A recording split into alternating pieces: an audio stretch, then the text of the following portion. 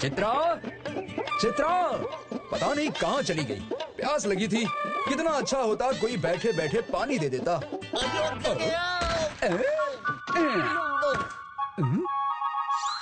अयो मेरा नारियल कहाँ गया जय? ऊपी, मेरा नारियल उड़कर इधर आया क्या? नारियल नहीं तो। अच्छा, तो किधर गया होगा?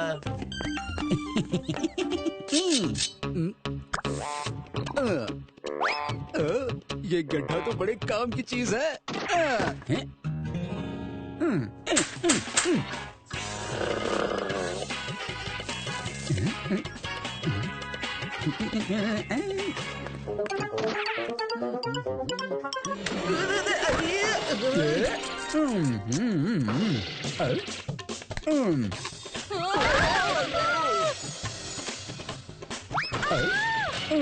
अरे ये तो चित्रा की आवाज है। अरे कहाँ? अरे हाँ चित्रा। अरे हाँ, सुबह तो ये गड्ढा छोटा था और ये इतना बड़ा कैसे हो गया? अभी इसकी पोल खोलता हूँ। तुमने? हाँ। एक पुरानी कहावत है उपी कि जो दूसरों के लिए गड्ढा खोदता है वो खुद ही गड्ढे में गिरता है। अम्मा, अगर कहावत है तो इसके पीछे कोई स्टोरी भी तो होगी। है तो, मगर कुछ नहीं। अम्मा की स्टोरी, अम्मा की स्टोरी। ठीक है सुनाती हूँ। It's story time with सुधा अम्मा।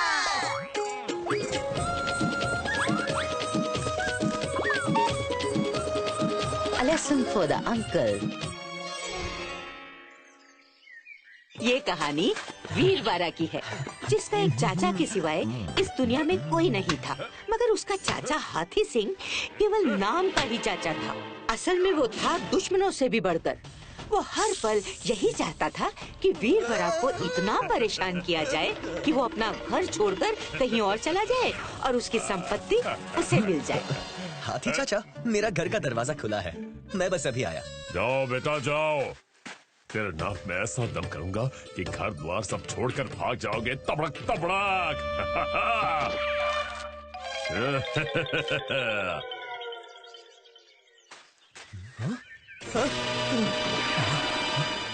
अरे मेरी बकरी कहाँ गई?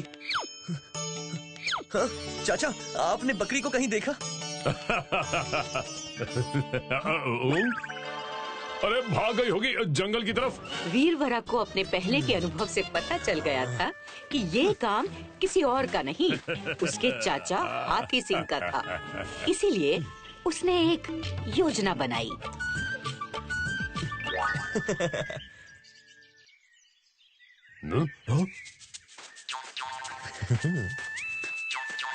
बेटा, इन थैलियों में क्या है? चाचा, मेरी खोई हुई बकरी बड़ी मुश्किल से मिली।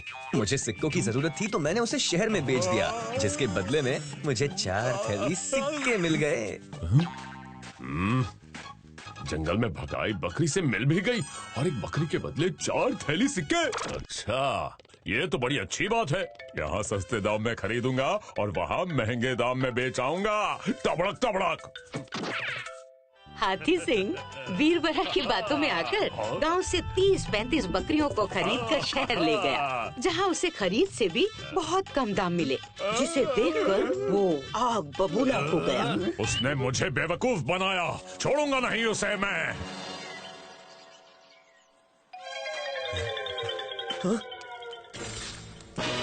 ये क्या? मेरे प्यारे भतीजे का घर। ये सब कैसे हुआ?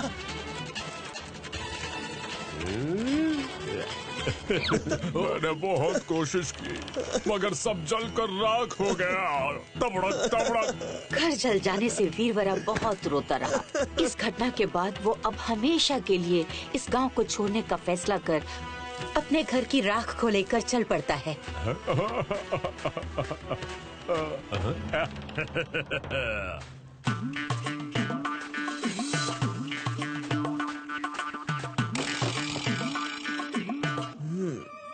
ये राख का ढेर लेके क्यों बैठा है? आओ पूछते हैं।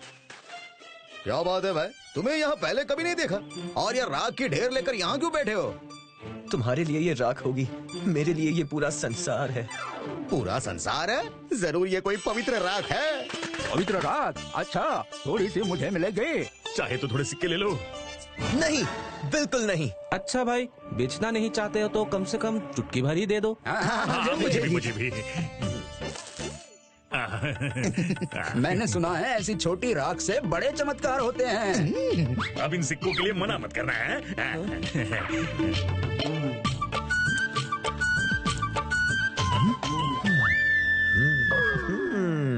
अब वीरवरा को कोई बड़ा साधु समझकर उसके हाथ की चुटकी भर राख को लेने के लिए लोगों की भीड़ लग जाती है और राख के बदले लोग वीरवरा को खूब चढ़ावा भी चढ़ाते हैं।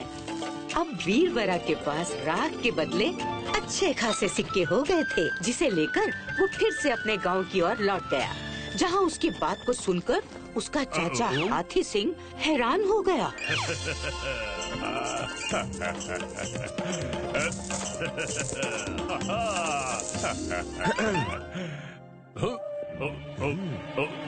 जब तुम्हारे इतने छोटे से घर की राख से इतने सिक्के मिल सकते हैं, फिर मेरे घर की राख से तो मैं तो गांव का सबसे बड़ा सेठ बन जाऊंगा।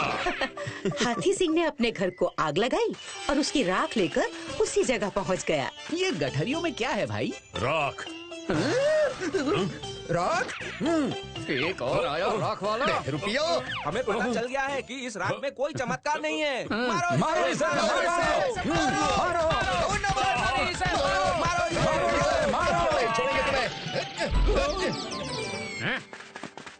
फिर से बेवकूफ बनाया। इस बार तो इस वीरवरा का किस्सा ही खत्म कर दूंगा, छोड़ूंगा नहीं। तबड़क तबड़क। कुछ दिनों के बाद हाथी सिंह अपनी गलती का प्रायश्चित करने का नाटक कर वीरवरा को टहलने के बहाने एक तालाब के पास ले गया। अरे वो देखो, जलपरी। बचाओ, मुझे तैरना नहीं आता। जानता हूँ, अब आराम से मिलना जलपरी से, क्योंकि यहाँ से जो नीचे गया वो कभी वापस नहीं आया। तबड़क तबड़क।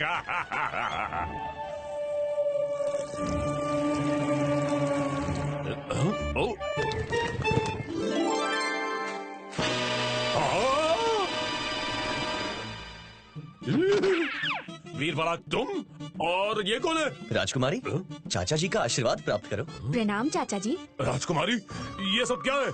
मैंने बोला था ना राजकुमारी कि मेरे चाचा बहुत भोले हैं। इन्हें पानी में धक्का देने के लिए आपका बहुत बहुत धन्यवाद। आपको पता नहीं है कि आपने इन्हें पानी में डूबने के लिए छोड़कर मेरी जिंदगी बदल दी। मैंने? तबड़क तबड़क कैसे?